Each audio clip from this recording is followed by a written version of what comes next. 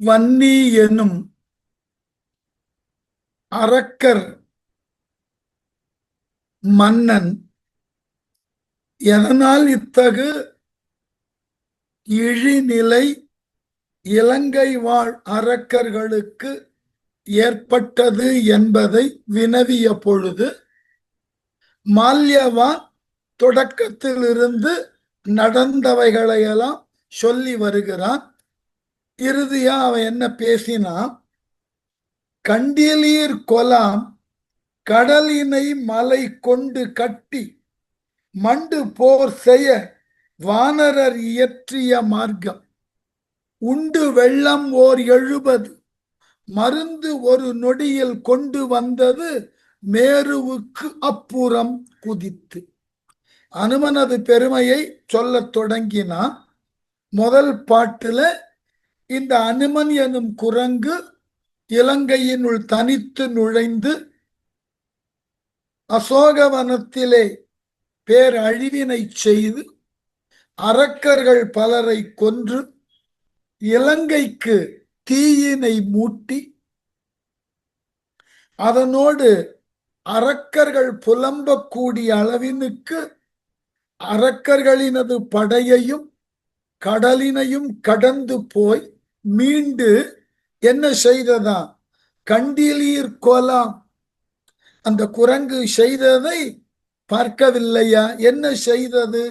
கடலினை மலை கொண்டு கட்டி, கடலுக்கு மலைகளினால் பாலத்தினை கட்டி அந்த வானர படைகள் கடலினை கடந்து இலங்கையை அழிப்பதற்கு கடலின் கண்ணே மலைகளை கொண்டு பாலத்தினை கட்டி மண்டு போர் செய்ய, மண்டு போர் செய்யன்னா நெருங்கி நம்மோடு போர் செய்தல் பொருட்டு கடல்ல பாலத்தை கட்டினார்கள். அது மட்டுமல்ல, வானரர் இயற்றிய மார்க்கம் உண்டு கொலாம் ஓர் 70. இந்த வானரர்கள், நாம குரங்குன்னு ஏளனமா பேசுகிறோம், அந்த வானரர்கள் இயற்றின அந்த சேது என்கின்ற பாலம், அந்த பாலத்துல எத்துணை வீரர்கள் வந்தார்கள் தெரியுமா? ஓர் 70 வெள்ளம் உண்டு. ஆற்றல் வாய்ந்த குரங்குகள் 70 வெள்ளம் எனும் அளவிலே இலங்கையை நோக்கி அவர்கள் கடலின் மீது மலைகளை கொண்டு கட்டின பாலத்தினை கடந்து வந்தது. இதை நாம் பார்க்கவில்லையா? அது மட்டும் அல்ல, இந்திரஜித்தன் இலக்குவனை வீழ்த்திய பொழுது மீண்டும் அந்த இலக்குவனுக்கு உயிர் அளிக்க மேருவுக்கு அப்புறம் குதித்து மருந்து ஒரு நொடியில் கொண்டு வந்தது. மேருமலையையும் தாண்டி அந்த சஞ்சீவி என்று சொல்லுவதற்கு உண்டான மருந்தினை கொணருதற்கு ஒரு நொடி பொழுதில் அத்துணை தூரம் பறந்து சென்று மருந்தை கொணர்ந்து இலக்குவனுக்கு உயிர் தந்தது. ஆகவே அவர்களை வானரர்கள் என்றோ, அவர்களுக்கு தலைமை தாங்கி வந்த ராம லக்குவரர்களை நரர்கள் என்றோ சொல்லி பயனில்லை. அதை இழிவாக நாம் மதிப்பீடு செய்தல் தவறு. இதுகாரும் அவர்களை இழிவாக நாம் மதிப்பீடு செய்ததினால் நாம் இழந்திருப்பது ஏராளம் என்று சொல்லி இறுதியில சொன்னான் மல்யவா. இது அத்தனைக்கு எது காரணம் தெரியுமா? சீதை என்கின்ற ஒரு கற்பின் கனலியை நாம இங்க கொண்டு வந்து வைத்தது. அதுதான் எல்லா அழிவினுக்கும் ஆதி காரணம். எப்படியா? இது இயற்கை. ஓர் சீதை என்று இருந்தவத்து இயைந்தாள் பொது இயற்கை தீர் கற்புடை பத்தினி பொருட்டால் விதி விளைத்தது அவ்வில்லியர் வெல்க நீர் வெல்க முதுமொழி பதம் சொல்லினன் என்று உரை முடித்தான். மால்யவானுக்கு தெரியும், நாம என்ன சொன்னாலும் இந்த அரக்கர் குலம் ஏற்காது. அதனால அவன் இறுதியில என்ன சொன்னா, வயதில் மூத்தவன், உங்களை காட்டிலும் அனுபவத்தில் சற்று உயர்ந்தவன். அதன் காரணமாக நான் உள்ள நிலையை விளக்கிட்டேன். அதன் பிறகு உங்கள் இஷ்டம் போல் செய்து கொள்ள. எப்படியா? இது இயற்கை ஓர் சீதை என்று இருந்தவத்து இயைந்த. இது பகைவர்த்தம் சேனையின் இயல்பு. இதுவரைக்கும் சொன்னது எல்லாம் அந்த சேது பந்தனம் கட்டியது, மலைகளை கொண்டு பாலம் அமைத்தது, கடலை கடந்தது, 70 வெள்ளம் சேனையாய் வந்தது. இது எல்லாம் நம் பகைவர்கள் ஒரு நிமிடம். ஆகவே இது இயற்கை. இதுவரைக்கும் இந்த வானரர்களையும் அவர்களுக்கு தலைமை தாங்கி வந்த ராம லக்குவர் எனும் நரகர்களையும் நான் சொன்னது இயற்கைன்னா அவர்களை பற்றின செயல்களை இயல்பாக உன் முன்னே எடுத்து வைத்து விட்டேன். இப்போ வந்த படையினது பெருக்கு, வந்த முறை, அவர்கள் செய்த அழிவு, இவைகளை எல்லாம் எடுத்து சொன்னேன் அல்லவா? இதற்கு காரணம் ஒண்ணு வேணும் இல்லையா? எந்த பகைவனும் வலிந்து நம்மீது போர் தொடுக்க வரமாட்டான். அவன் போர் செய்வதற்கு ஒரு காரணம் வேண்டும் அல்லவா? அந்த காரணம் என்ன தெரியுமா? ஓர் சீதை. சீதை என்கின்ற ஒப்பற்ற பெண் ஒருத்தியினால் வந்தது இந்த போர். எப்படியா? ஒப்பற்ற சீதை என்று மிக்க தவத்துடன் கூடியவள் என்று இருந்தவத்து இயைந்தாள். மிகப்பெரிய தவத்தினுக்கு உரியவளாக இருந்த ஒப்பற்ற சீதை, அவளை கொண்டு வந்து இங்க வச்ச. பொது இயற்கை தீர் கற்புடை பத்தினி பொருட்டால். பொது இயற்கை ஒழிந்து, ஏன்னா சீதைய மற்றவர்களோடு ஒருத்தியா வச்சு பார்க்க முடியாது. பழமொழி சொல்லுவோம் அல்லவா, 10ஓடு 11 அத்தோடு இது ஒன்றுன்னு. அப்படி சீதையை பார்க்க முடியாது. அவ பொதுமையான பெண்களை போன்றவள் அல்ல. மற்றைய பெண்களுக்கு உண்டான பொதுவான இலக்கணங்களை உடையவள் அல்ல. அதிலிருந்து விலகி பொது இயற்கை தீர் கற்புடை பத்தினி பொருட்டால். மற்றைய பெண்களோடு இவள் கற்பை ஒப்பிடவே முடியாது. அப்படிப்பட்டதோர் உயர்ந்த கற்பினை உடையவளாகிய அந்த சீதையின் பொருட்டால் விதி விளைத்தது. இந்த போர் நடப்பதற்கு அதுதான் காரணம். ஒப்பற்ற சீதையின் மிக உயரிய கற்பும் அதனால் விளைந்த தவமும் அவளை கொண்டு வந்து இந்த இலங்கையிலே வைத்ததும் தான் இதுவரைக்கும் நடந்த போருக்கு எல்லாம் மூல காரணம். விதி விளைத்தது, இதான் உண்மை. சீதையின் பொருட்டால் தான் எல்லாம் நடந்தது. சொல்றத சொல்லிட்டேன். வில்லியர் வெல்க, இனிமே எனக்கு என்ன கவலை? ராமலக்ஷ்மணர் ஜெயித்தா ஜெயிச்சுட்டு போட்டோம். அவர்களை எதிர்த்து நீர் வெல்க, நீங்கள் ஜெயித்தால் ஜெயித்துக் கொள்ளுங்கள், எனக்கு கவலை கிடையாது. நான் முதியவன், விளக்கம் சொல்லணும். நடந்த நிகழ்ச்சிக்கு ஒரு முடிவு சொல்லணும், சொல்லிட்டேன். முதுமொழி பதம் சொல்லின்னு. வயதுல முதியவன் ஆகையினால நீ கேட்ட ராவணன் இதை சொல்லி இருக்க வாய்ப்பு இல்லை, அவன் சொல்ல மாட்டான். அதனால நான் சொன்னேன். என் அனுபவத்தினாலும் என் வயதின் முதிர்ச்சியின் காரணமாகவும் என்னை நீங்க மதிப்பதாக இருந்தால் இதனாலதான் இந்த போர் நடந்தது என்று சொல்லி முடித்த உடனே இந்த வன்னின்ற அரக்கர் மன்னன் ரொம்ப அழகா ஒரு கேள்வி கேட்டான். ராவணனை பார்த்தான். இவ்வளவு பெரிய படையோட வந்திருக்கிறார்கள். கும்பகர்ணனை அனுப்பிச்ச, அதிகாயனை அனுப்பிச்ச, இந்திரஜித்தனை அனுப்பிச்ச. நீயே இது வரைக்கும் போருக்கு போல இல்லையா? எப்போ உனக்கு மிக பெரிதும் நம்பிக்கைக்கு உரியவனான இந்திரஜித்தன், அவனுக்கு முன்னாக அதிகாயன், அவனுக்கு முன்னாக கும்பகர்ணன், இவர்கள் எல்லாம் இறக்கக்கூடிய அளவினுக்கு இந்த போர்க்களம் இருந்திருக்கிறதுனா நீ ஏயா இன்னைக்கும் போர் செய்யாம இருக்கேன்னு கேட்டான். நல்ல கேள்வி. ராவணன் பதில் சொன்னது எவ்வளவு, கம்பன் கிட்டதான் இந்த சாதுரி, எவ்வளவு அழகா மறைத்து பேசுறான்னு பாரு. வன்னி மன்னனை நோக்கி, நீ இவர் எல்லாம் மடிய என்ன காரணம் இகல் செய்யாதிருந்தது என்று இசைத்தான். புன்மை நோக்கினேன் நாணினால் பொருதிலேன் என்றான். அன்னதேல் இனி அமையும் எம் கடமை அகுதிய. இந்த 4 வரி பாட்டுல 3 செய்தி. எவ்வளவு? 3 செய்திய சொன்ன. வன்னி, இந்த வன்னி என்கின்ற அரக்கர் குல மன்னன் மன்னனை நோக்கி ராவணனை பார்த்து, நீ இவரெல்லாம் மடிய, அதிகாயன், கும்பகர்ணன், இந்திரஜித்தன் இவர்களெல்லாம் போர்க்களத்தில் இறக்க என்ன காரணம்? இகல் செய்யாதிருந்தது. அவர்கள் இறக்கக்கூடிய அளவினுக்கு நீ போர்க்களத்துல நீ முன்னின்று ஏன் இதுவரைக்கும் போர் செய்யல?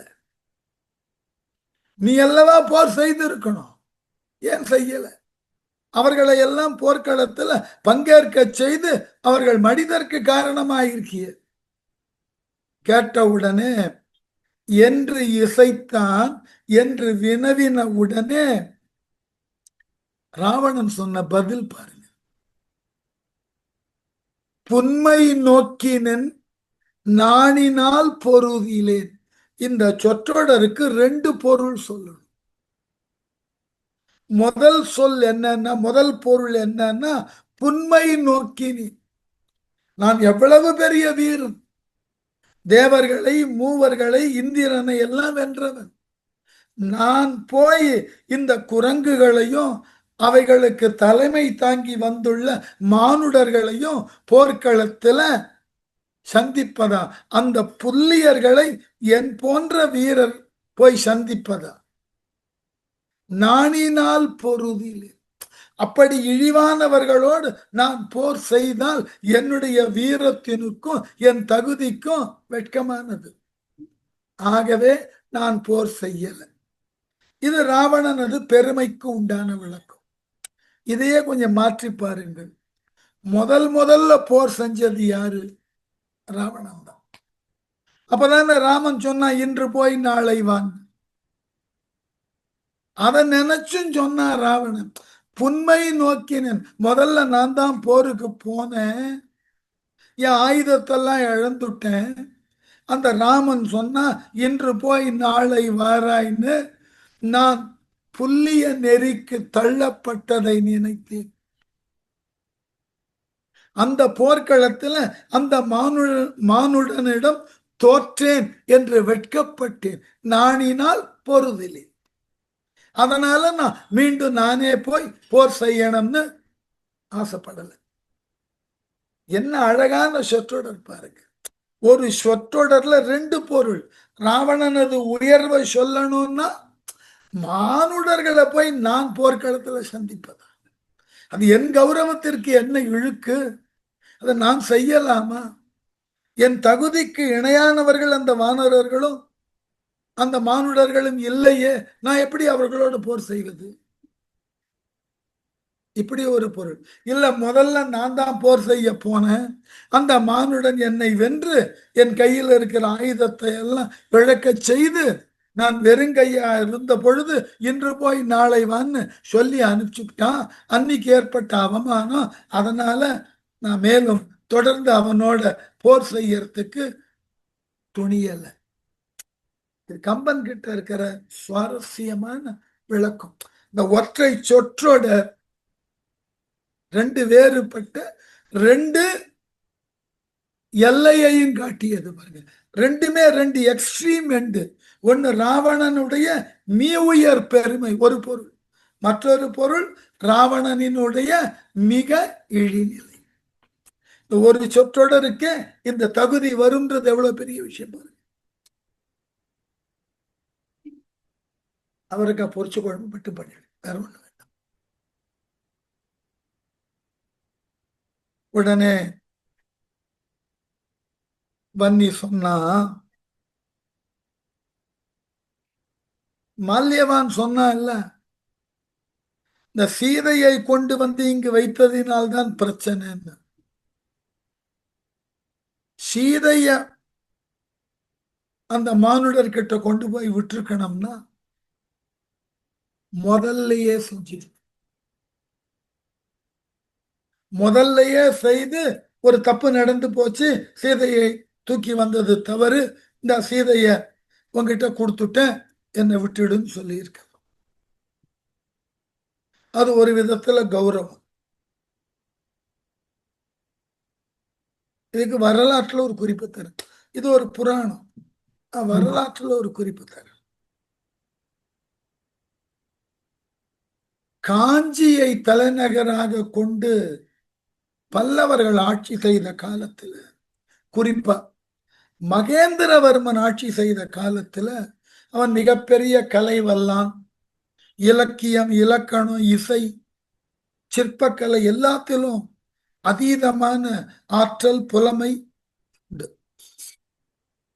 சாளுக்கியர்கள் காஞ்சி மண்டலத்தை தாக்க வந்த பொழுது மகேந்திரவர்மன் காஞ்சி தலைநகரை காலி செய்துவிட்டு பின்னடைவை மேற்கொண்டார். வரலாற்றில் எல்லாரும் இதை வியந்தார்கள். எதற்காக படையெடுத்து வரக்கூடியவனை எதிர்த்து நிற்காமல் மகேந்திரவர்மன் பின்னோக்கி சென்றான். அப்பொழுது ஆய்வாளர்கள் சொன்னார்கள், இல்ல, காஞ்சி கலையின் இருப்பிடமாய், பல கலைகளுக்கு உண்டான இடமாய், பல அறிஞர்களும் கலைஞர்களும் கூடி விவாதிக்கக்கூடிய மையமாய் இருக்கக்கூடிய இடத்துல ஒரு போரினை மேற்கொண்டால் அது வெற்றியோ தோல்வியோ காஞ்சி அழியும். அதனை அழித்துவிடக் கூடாது என்பதற்காக அந்த காஞ்சியின் கண் உள்ள கலையை, அந்த கலைகளுக்கு உரிய அறிஞர்களை, புலவர்களை பாதுகாக்க வேண்டும் என்று இவன் பின்வாங்கினான். அங்க விவேகம் பேசப்பட்டது. இது வரலாற்றுல இருக்கிற குறிப்பு. அது போல சீதையை எடுத்து வந்தாயிற்று, இந்த மானுடர்கள் என்ன செய்வார்கள், ஒரு ஏளனத்தோடு. ஆனால் பெரும்படையோடு கடக்க முடியாத கடலை கடந்து பாலம் அமைத்து வந்து நின்றுட்டோம். அனுமன் வந்த பொழுதே நீ தெரிஞ்சிருந்திருக்கணும் உன் பக்கம் குறை இருக்குன்னு. அப்பவே நீ சமாதானத்துக்கு போயிருக்கணும். அப்ப போகல. ஒரு முழுமையுமான படையெடுப்புன்னு வந்து நின்னா இல்லையா, கடலை கடந்து, அப்பவாவது நீ சமாதானத்துக்கு போயிருக்கணும். போகல. இப்ப இவ்வளவு பெரிய இழப்புகளை சந்தித்ததன் பின் இனிமே சீதையை அவர்களிடம் ஒப்படைத்து சமாதானமா போனோம்னா இது அவமானம்.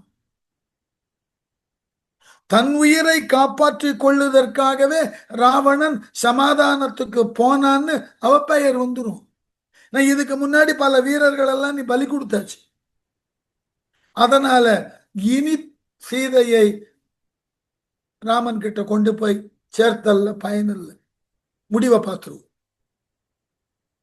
என்ன சொன்னா, மூது உணர்ந்த இம்முதுமகன் கூறிய முயற்சி சீதை என்பவள் தன்னை விட்டு அம்மனிதரை சேர்தல் ஆதியின் தலை செய்யத்தக்கது. இனி செயல் அழிவால் காதல் இந்திர சித்தையும் மாய்வித்தல் கண்டு. ரொம்ப அழகான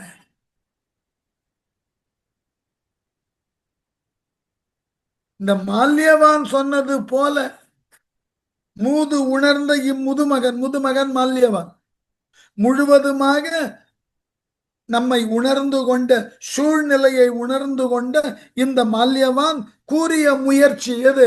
சீதையை ஒப்படைத்தல்.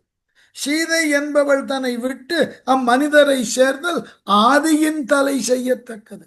இந்த பிரச்சனை தொடங்கும் போதே, ஆதினா தொடக்கம், தொடங்கும் போதே பண்ணி இருந்திருக்கணும். இப்ப பண்ணக்கூடாது. ஏன்னா இப்ப நம்ம நிறைய பேரை இழந்துட்டோம். மற்றவன் உயிரெல்லாம் ஒன்றுமில்லை, நம்ம உயிர் மட்டும்தான் நமக்கு பெருசா.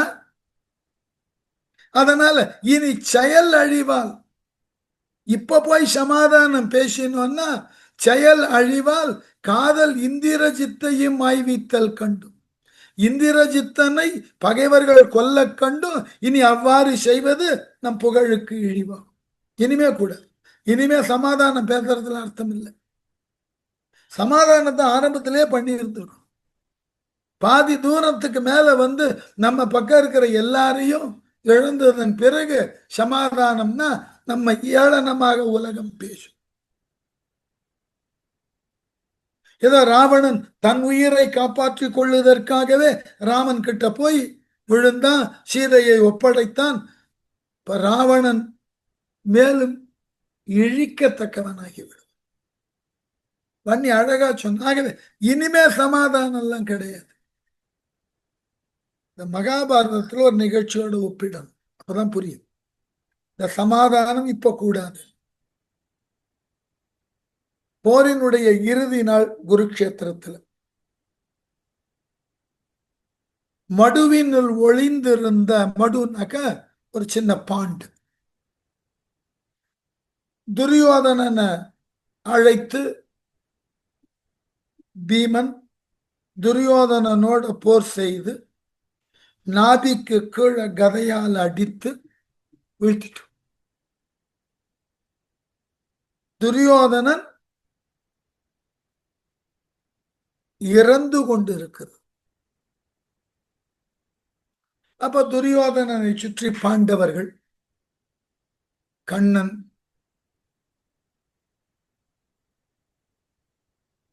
எல்லாரும் குழுமி இருக்கிறார்.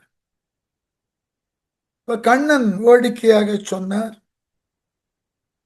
ஒருவாறு நான் தொடங்கி வைத்த இந்த பாரத போர் இன்றோடு முடிவினுக்கு வந்தது. இதை சொல்லி முடித்த உடனே துரியோதனன் கடுமையான கோபத்தோட கண்ணனை பார்த்து கேட்டான், என்னது, நீ போற தொடங்கி முடிச்சியா? இது என்ன புது கதையா இருக்கு? இந்த போரை முழுக்க முழுக்க தொடங்கி இப்படிப்பட்ட முடிவு வரும் என்று தெரிந்தும் இந்த போரை நடத்த முன் வந்தவன் நான். துரியோதனன் சொன்னான். எல்லாருக்கும் ஆச்சரியம், என்ன நீயா? ஆமா, நீங்கள் அஞ்ஞாதவாசம் முடிந்து மீண்டு வந்த பொழுது என்ன கேட்டீர்கள்? உங்கள் இந்திரபிரஸ்தத்தை தாய் என்றீர்கள். மாட்டேன்னு சொன்னேன். 5 5 ஊர் கேட்டீர்கள். மறுத்த. 5 சேர்ந்திருக்க ஒரு ஊர் கேட்டீர்கள். மறுத்த. இல்லை, ஒரு ஊரிலே 5 தனித்தனி வீடு கேட்டீர்கள். மறுத்த. 5 சேர்ந்து இருக்கக்கூடிய ஒரே வீடாக இருந்தாலும் பரவாயில்லை என்றீர்கள். மறுத்த. இறுதியில என்ன சொன்ன? உங்களுக்கு ஊசி முனை நிலம் கூட தர முடியும். ஏன் சொன்ன தெரியுமா? இந்த வேண்டுதல்கள்ல ஏதாயிலும் ஒன்றை நான் நிறைவேற்றி இருந்தாலும் இந்த போர் நடந்திருக்காது. நான் ஏன் எதனையும் நிறைவேற்றாமல் போருக்கு தயாரானேன் தெரியுமா? என் சபையில திரௌபதி என்கின்ற பெண் மிக உன்னதமான பெண். அவள் சபதமிட்டிருக்கிறாள், இந்த குருக்ஷேத்திரத்துல குரு வம்சத்தில் உதித்த என்னையும் என் தம்பியையும் கொன்று எங்கள் உடலில் ஊறக்கூடிய குருதியை தான் பூசி குளிப்பதாக. ஒரு பத்தினியினால் இடப்பட்ட உறுதி மொழி நிறைவேற்றப்படாமல் போய்விடக்கூடாது. அது நிறைவேற்றப்படாமல் போனால் அவள் பத்தினித்தன்மையின் மீது ஐயம் ஏற்படும். ஆகவே திரௌபதியினால் இடப்பட்ட சபதத்தை எவ்வாறாகிலும் முடித்து காட்ட வேண்டும் என்பதற்காக போரினுக்கு நான் உட்பட்டேன். ஆகவே இந்த போரை முழுக்க முழுக்க நடத்திய பொறுப்பு என்னுடையது. எனக்கு இப்படிப்பட்டது ஒரு முடிவு வரும்னு தெரியும். நான் எந்த விதத்திலும் சமாதானம் செய்து கொள்ளவில்லை. என்னை சார்ந்தவர்கள் நான் யாரையெல்லாம் பெரு வீரர்கள் என்று எண்ணி இருந்தேனோ அவர்கள் ஒருவர் பின் ஒருவராக இந்த போர்க்களத்தில் மடிந்த பின்னும் நான் உங்களிடம் சமாதானம் பேச முன்வரவே இல்லை. காரணம், திரௌபதியினால் சொல்லப்பட்ட அந்த சபதம் நிறைவேற்றப்பட வேண்டும். பத்தினியின் வாக்கு பொய்த்துவிடக் கூடாது. அதற்காக இந்த போரை நான் நடத்தினேன். கண்ணா நீயா நடத்தினேன்னு கேட்ட பொழுது வானத்திலிருந்து தேவர்கள் எல்லாம் அந்த துரியோதனன் மீது பூமழை பொழிந்தார். அப்போ ஒரு போர் தொடங்குகின்ற பொழுது சமாதானம் பேசுங்கள் இல்லையா? தப்பில்லை. அப்ப சமாதானம் பேசியதன் பிறகு மெல்ல படையினுடைய ஆற்றலை வளர்த்து பிறகு நாமே கூட போர் செய்யலாம். தப்பில்லை. தொடக்கத்துல போரை செய்து பலரை இழந்ததன் பின் இனி நாம் தோற்று விடுவோம்னு தெரிந்து நாகரீகமாக சமாதானமாக போகலாம்னா ஒரு அருவருக்க தகுந்தது. அதனாலதான் வன்னி சொன்னான், இந்த சமாதானத்தெல்லாம் முன்னாடியே பண்ணியிருக்கணும். ஆதியின் தலை செய்யத்தக்கது. அப்ப செஞ்சிருக்கணும். அப்ப விட்டுட்டோம். வருதியா ஒன்றன் பின் ஒன்றாக பல வீரர்களை இழந்தோம். இனிமே சமாதானம், இனிமே இறுதி வரை பார்த்துடணும். யார் இறுதியில் வெல்லுகிறார்களோ வெல்லட்டும். ஆனா நம்ம போர் செய்யறது நிறுத்திடக்கூடாது. என்ன ஒரு அழகான வீர சிந்தனை பாரு. சொல்லி முடிச்ச உடனே, விட்டம் ஆயினும் மாதினை வெஞ்சமம் விரும்பி பட்ட வீரரை பெருகிலன் பெறுவது பழியால் முட்டி மற்றவர் குலத்தொடு முடிக்குவது அல்லால் கட்டம் அத்தொழில் செருத்தொழில் இனி செய்யும் கடமை. இது வசனம். என்னதான் இருந்தாலும் அரக்கன் எவ்வளவு தெளிவா சிந்தித்திருக்கிறான்னு பாருங்க. இந்த வன்னி என்பவன் விட்டமாயினும் மாதினை, சீதையை இப்ப விடுவிச்சு ராமங்கிட்ட விட்டுட்டாலும் நம்ம பக்கம் இறந்தவெல்லாம் மீண்டும் உயிரோடு வருவாங்க. யோசிச்சுப்பேன். வெஞ்சமம் விரும்பி பட்ட வீரரை பெருகிலேன். சீதையை ஒப்படைச்சுடலாம், மாலியமான் சொன்ன மாதிரி ஒப்படைச்சுட்டா இதுகாரும் போர்க்களத்தில் இறந்து போன நம்முடைய தலை சிறந்த வீரர்களான அதிகாயனையோ கும்பகர்ணனையோ இந்திரஜித்தனையோ மீண்டும் உயிரோட பெற முடியுமா? முடியாதில்ல. நாம் யாரையெல்லாம் பெரு வீரர்கள் என்று கருதினோமோ அவர்களெல்லாம் போர்க்களத்தில் இறந்து போயிருக்க. அதனால இனி நாம தொடர்ந்து போரை செய்து ஒன்னு வெற்றி பெறணும், இல்லைன்னா அவர்களைப் போல வீர மரணத்தை சந்திக்க. இனிமே சமாதானம் பேசக்கூடாது. இது மிக தவறான செயல்பாடாகும். பட்ட வீரரை பெருகில, நமக்கு முன்னாடி இறந்து போனவன் எவனையும் உயிரோட மீட்டு நாம் பார்க்க முடியாது. பெறுவது பழியால். இப்ப சமாதானம் பேசினோம்னா உலக நம்ம பழிக்கும். பாரு, பெரிய வீரன் எல்லாம் இழந்துட்டு இனிமே நம்மால் ஜெயிக்க முடியாதுன்னு தெரிஞ்சதுக்கு அப்புறம் சமாதானமா போதற்கு ராவணன் முன் வந்தான்னு பழிதான் வரும்.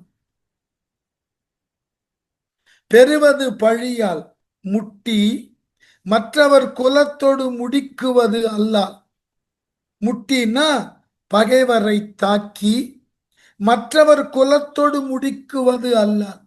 நம்மோடு போர் செய்ய வந்திருக்கக்கூடிய ராம லக்ஷ்மணரையும் வானரர்களையும் இந்த போர்க்களத்தில் சந்தித்து அவர்கள் அடியோடு அழிக்கணும்.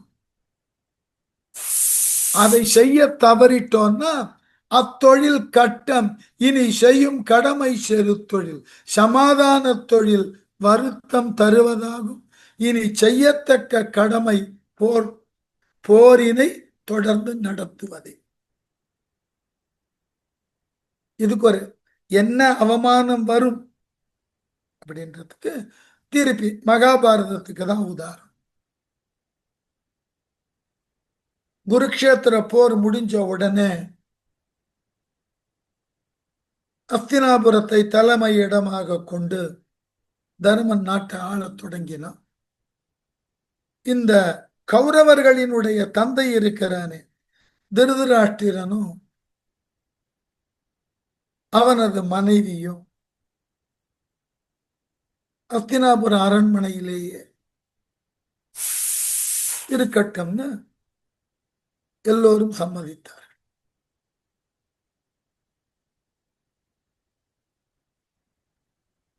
எப்பொழுது எல்லாம் திருதராஷ்டிரனை பார்க்க வேண்டிய அல்லது எங்காயிலும் திருதராஷ்டிரன் இருக்கக்கூடிய இடத்தை கடந்து பீமன் செல்லுகின்ற பொழுதெல்லாம் தான் எப்படியெல்லாம் துச்சாதனனை, துரியோதனனை, மற்றைய தம்பியர்களை கொன்றது எப்படி என்பதை விரிவாக சொல்லும். ஏனென்றால் திருதராஷ்டிரனுக்கு கவலையை வருத்தத்தை கொடுக்கும். அதோடு திருதராஷ்டிரன் உண்ணுகின்ற பொழுதோ மற்றைய சிறப்பு விருந்தினர்கள் வருகின்ற பொழுதோ அவனை ஒரு பொருட்டா மதிக்காமல் ஏளனம் செய்வது பீமனுக்கு வழக்கமா இருந்தது. இத ஒரு முறை திருதராஷ்டிரன் கண்ணனிடம் சொன்னான். கண்ணன் சொன்னா, நீ பண்ணது தப்பு. உன் மக்களை கொன்றவன் மத்தியில நீ எப்படி வாழ துணிந்தாய்? உன்னால ஒன்னும் இந்த அரண்மனை வாழ்க்கையை விட்டுட்டு போக முடியல. சுகமான வாழ்க்கையை வாழ்ந்துட்ட. உன் மக்கள் எல்லாம் இறந்ததன் பின்னும் அதே வாழ்க்கையை தொடரணும்னு இந்த அரண்மனையில உன் மக்களை கொன்ற பகைவன் ஆளக்கூடிய நாட்டுல நீ வாழ்ந்து கொண்டு இருக்கிற. வேற என்ன கிடைக்கும்? இடிசோறு தான் கிடைக்கும். அந்த அவமானம் தான் கிடைக்கும். இப்பொழுதாவது தெரிந்து கொள், உன்னை தோற்றவன் இடத்துல அண்டி வாழாது, அது உனக்கு அவமானம் என்று சொன்னதன் பின் திருதராஷ்டிரன் மனைவியோடு காடு நோக்கி சென்று வானப்பிரஸ்தத்தை மேற்கொண்டான். இப்ப அதேதான் இங்க வன்னி சொல்றோம். இப்ப நம்ம சமாதானமா போகலாம்னு ஆரம்பிச்சா பெரிய பழி வந்து சேரும். அதனால இனிமே சமாதானத்துக்கு உண்டான நேரங்காலத்தெல்லாம் கடந்துட்டோம். இனி நாம செய்யத்தக்க கூடியது ஒன்றுதான். ஒன்று, போர் செய்து அவர்களை வெல்ல வேண்டும். இல்லை என்றால் அவர்களால் போர்க்களத்தில் நாம் சாக வேண்டும். செய்ய வேண்டும், இல்லை என்றால் செத்து மடிய வேண்டும். இதுதான் நமக்கு இருக்கக்கூடிய வாய்ப்பு. இனிமே சமாதானம் பேசினா அது நமக்கு அவமானம், செய்யக்கூடாது. சொல்லிட்டு, என்று எழுந்தனர் ராக்கதர் இருக்க நீ யாமே சென்று மற்றவர் சில் உடல் குருதி நீர் தேக்கி வென்று மீழ்துதும் வெல்குது மேல் மிடல் இலா புன்தொழில் குலம் ஆதும் என்று உரைத்தனர் போனார். இப்படி சொன்ன உடனே ராவணனும் எழுந்தான். சரி வா, நீங்கள் சொல்லியது போல ஒரு கை பார்த்தோம். உடனே வன்னி அவனை போன்று இருக்கக்கூடிய ஏனைய படைத்தலைவர்கள் மன்னர்கள்லாம் என்ன சொன்னார்கள்? என்று எழுந்தனர் ராக்கதர். ஒவ்வொரு படைப்பிரிவினுடைய ராக்கத வீரர்கள் எழுந்தார்கள். ராவணனை நோக்கி, இருக்க நீ இப்போதைக்கு கவலை இல்லாம இரு, நாங்க பார்த்துக்கோ. யாமே சென்று, நாங்கள் மட்டுமே போருக்கு போறோம், நீ இப்ப வராத. யாமே சென்று மற்றவர் சில் உடல் குருதி நீர் தேக்கி வென்று மீழுதும், அப்பகைவர்களினுடைய சிறிய உடலில் உள்ள இரத்தத்தை குடித்து வென்று மீழுகிறோம். நீ அது வரைக்கும் சும்மா இரு.